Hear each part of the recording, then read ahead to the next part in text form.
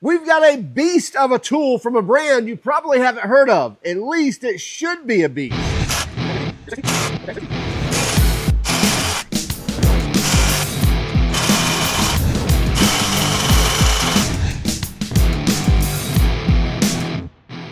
Every day we have multiple tool companies that reach out to us asking us to show their tools, review their tools, and other sorts of integrations and things like that. And many times these tools are something that really aren't on our radar, so we're really not that interested.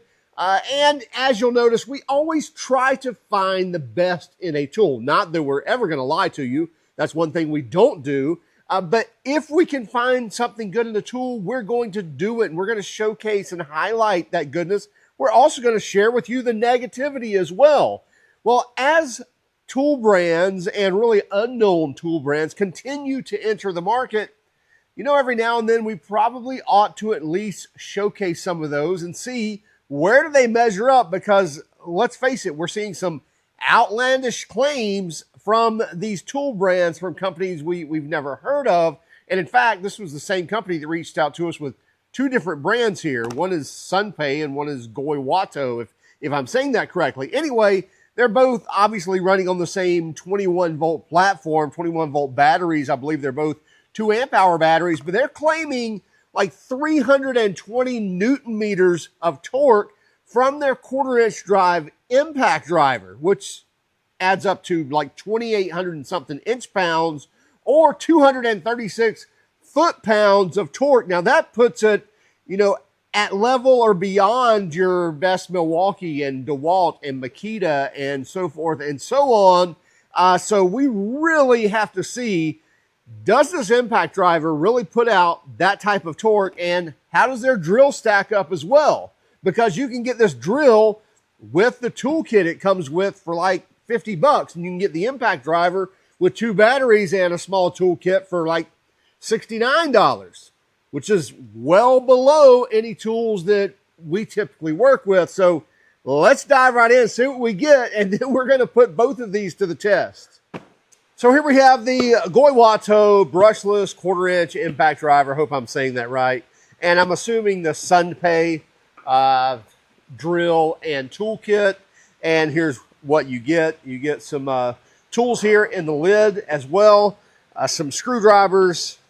They look very cheap, by the way. And some precision screwdrivers as well. Maybe some of those would work fine with not a lot of torque being added to those, but they do have a pivot point here. But again, very cheaply made. The casting still showing on those. You're looking at the Allen wrenches, same way. Just, I don't know, you could just visually tell that there's not a lot of good tooling on these tools. These sockets included, which, by the way, there's no socket adapter for the drill. Oh, yes, there is. I'm sorry. There is a socket adapter, but the sockets themselves, there are markings on them, 11 millimeter. But again, the tooling on these, or lack thereof, they look like they were just maybe even just cast. And that's about it. Maybe a coating put on them. But just not a lot of care or not a lot of quality in the tool making of these tools that come in this kit. It does look like it comes with a voltage detector to be able to detect voltage with a little screwdriver tip on the end. A razor knife, maybe that's sharp enough to do something. A couple of drill bits here and some screwdriver bits, some different bits, Phillips, Torx, flathead, more Phillips. So just kind of a typical toolkit you may be getting in kind of a home toolkit. And then some pliers, same thing, not a lot of good looking tooling on these. I'm not going to go and test all of these, but just giving you my honest feedback here. Kind of a lineman set of pliers as well. Maybe a little beefier with some jaws that cut as well. And then a shorty hammer. So that may be handy in driving in some finished nails and some drywall. And a little crescent wrench as well. Again, it may be kind of filling a space, but I wouldn't, call these to any type of quality at all, to any name brand tools, hand tools or anything. And then a 3 meter tape measure, but it does have both inches and millimeter on it, or metric and SAE on there. So I'll give it that. When you kind of push the lock, you feel the whole thing just kind of give a little bit. So I'm sure the first drop, that's going everywhere. But again, at least your kit does have a tape measure in it, even some drywall anchors and some different screws and things. So that could be handy. And then here's the drill of the hour. So this is the Sunpay, I believe, 1/2 inch, maybe 3/8 inch. I should know that. I don't. Running the 21 volt battery. Again, it's going to be the same as the Skoi Wato, but this one has the Sunpay logo on it. It says 21 volts, 2 amp hour. And by the way, it charges with this little barrel connector, very light, so it charges very slowly. And then the port is right here to plug this in. And the only indicator you get is a light there that shows red when it's charging and green when it is charged. Otherwise, there is no illuminated light LEDs on the battery to let you know the status of the battery charge. Now here's the drill itself. And again, I would say very cheaply made. It feels really, really light. That doesn't mean everything, but sometimes you get a good quality feel by the heft of the tool itself, kind of knowing what goes in to building a decent drill. And I believe this is a brushed tool because it doesn't say brushless. And by the way, the lock is on the trigger, and this thing is just like I could almost break it if I pulled it hard. You can see it separating right there. So if I pulled that really hard, I could probably break it. Go to forward. And that's speed 2. And there's speed 1. Looks like we get some clutch settings all the way to 25, and then a drill lockout for the drill position. So that is your Sunpay drill. And let's take a look at the Goi Wato, maybe Goi Vato. That'd typically probably be Italian or something, but don't rip me for my terrible accents. So we get a couple of tools with this, a couple of bits. And again, same type of battery, no indicators on it whatsoever to tell you the charge status. And you have that same port. The same charger will work on this one as well. Now there is a little more heft to this one, where it feels like that it maybe actually is a brushless tool, but the claims to this is they're claiming like 2,800 inch-pounds, so like 320 Newton meters or 236 foot-pounds of torque from this little impact driver.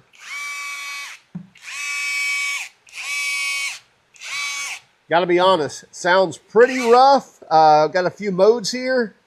Slow, medium, I guess, in the middle, and fast. And maybe that's a battery indicator right there. I'm assuming that is a battery indicator because these lights don't change, so I'm assuming that's the battery, and this is the indicator for the speeds.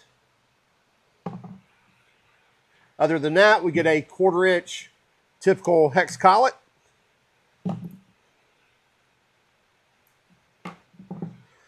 Let's see here. Does it? Nope, doesn't automatically push in. So I have to pull the ring out for it to get it to lock into place, but it does lock in.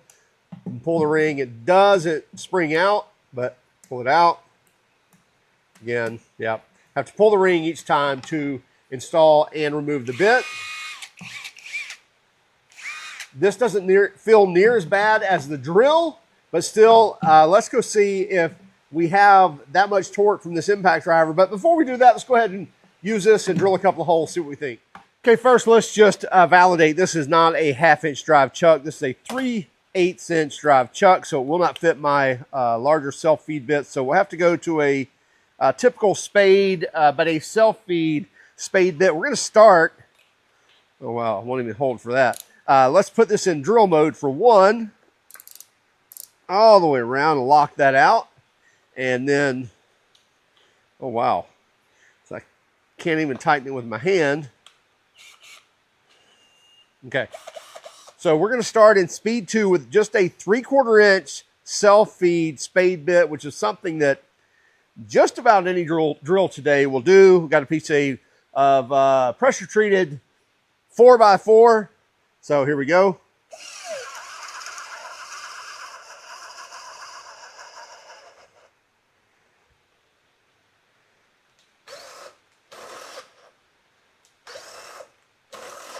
So I was hopeful.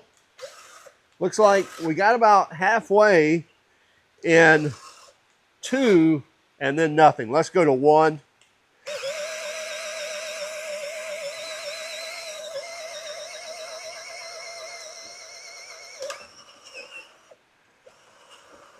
Let's go again to 2. Let's just try again, another spot. And we'll just let it go, not pushing it all.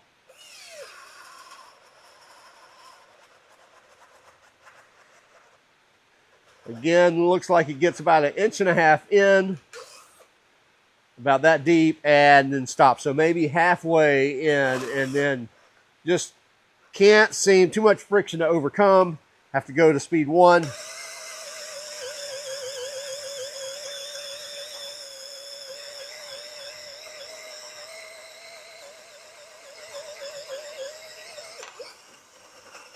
So you're not winning any speed contests with this at all. Let's just go ahead and start in speed 1. I'm just going to let it take me through.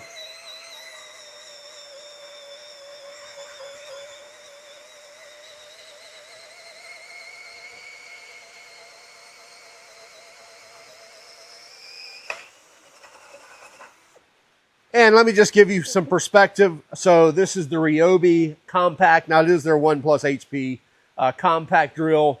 And this is in speed 2, same bit. Let's go to drill mode first. There we go. Speed 2.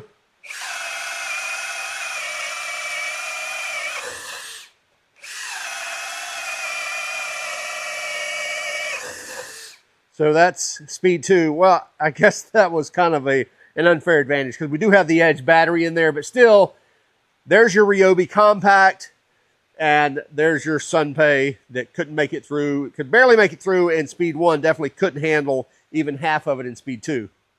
Okay, we're going to make this really simple. We're going to torque these, which, by the way, at 236 foot-pounds, this should go well beyond the torque strength of these bolts. But we're just going to start here and go 50, 60, 70, 80, 90, 100, and 110 foot-pounds.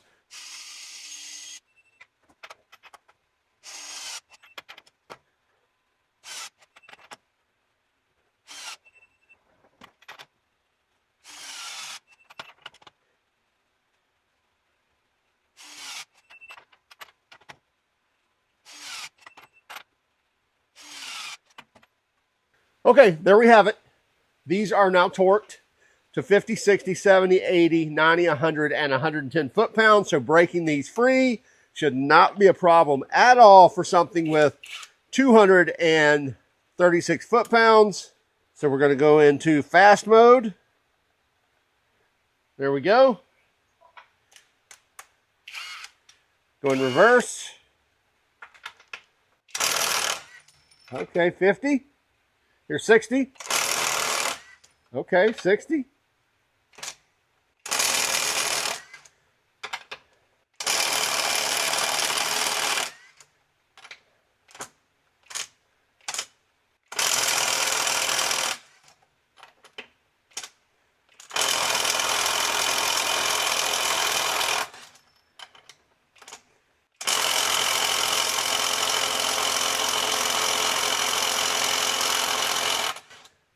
Okay, got 110. Let's keep going.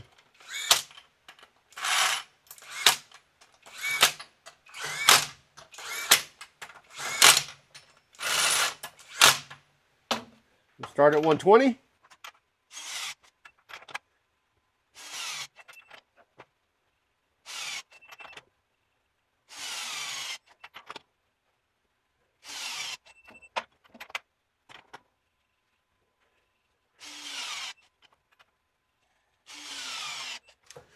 Okay, back we go. Let's start now at 120 foot-pounds. So we just torqued these to 120, 130, 140, 150, 160, 170, and 180 foot-pounds. And here's 120.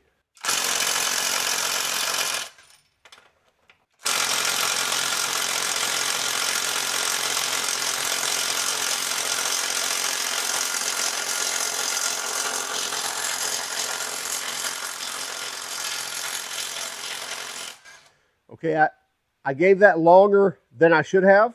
We typically give 10 seconds, believe that was longer than 10 seconds for the 130. Now we're at 140.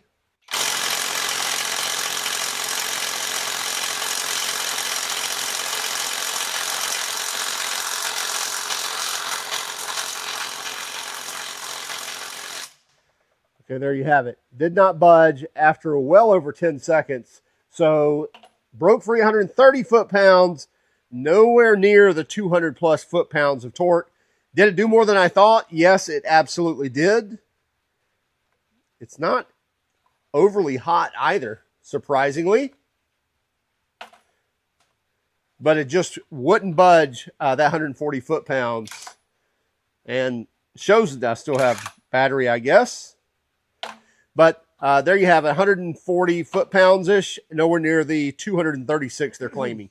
So where are we with these tools after using them? I think we're exactly where we thought we'd be. Well, I have to be honest. I think the impact driver was a lot stronger than I anticipated it being.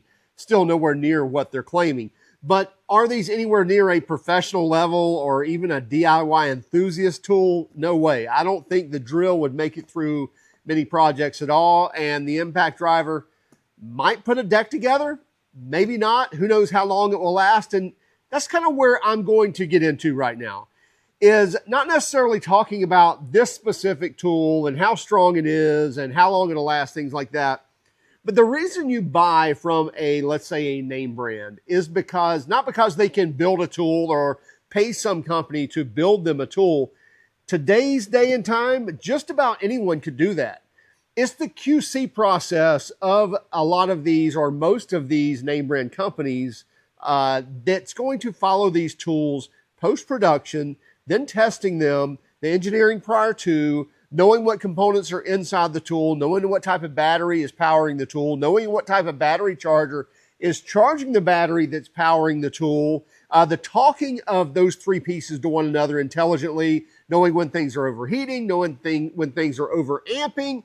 All of those things should come into play nowadays if you want a tool that's going to perform as well as last. And again, I'm going to get back to the QC process. It's not about the first 10 tools that come over, right? Because those are probably going to shine like a diamond. They're going to just look great, very good, maybe even exceed expectations.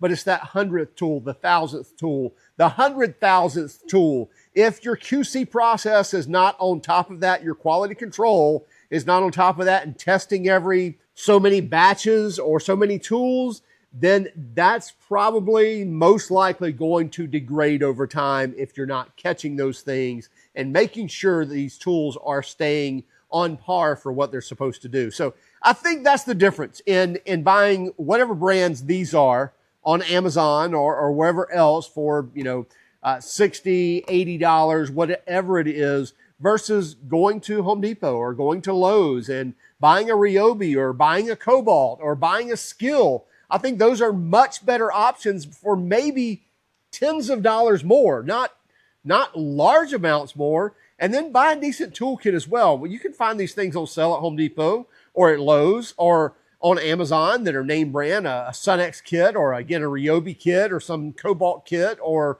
a Crescent kit, things like that, where you can get decent hand tools that are going to add to whatever power tools you have, that you're still going to exceed the expectations of your job that you're needing it for, whether that be as a profession or working around the home. So that's my thoughts on this. Sorry to get on my soapbox on these things, but I just wanted to point that out. When we're asked all the time to look at tools like this, we kind of have an idea of what they're going to be anyway. That's why most of the time we turn these down, but we thought, you know what, we'll actually give you our full thoughts on it as well as use them in front of you. Hey, let us know in the comments what you think about these tools. Also, keep track of us on Instagram, Facebook, Twitter, and even TikTok. And if you don't mind, hit that like and subscribe button if you haven't done so already. And by all means, if you hated our video, let us know in the comments why. Have a great day. Keep smiling.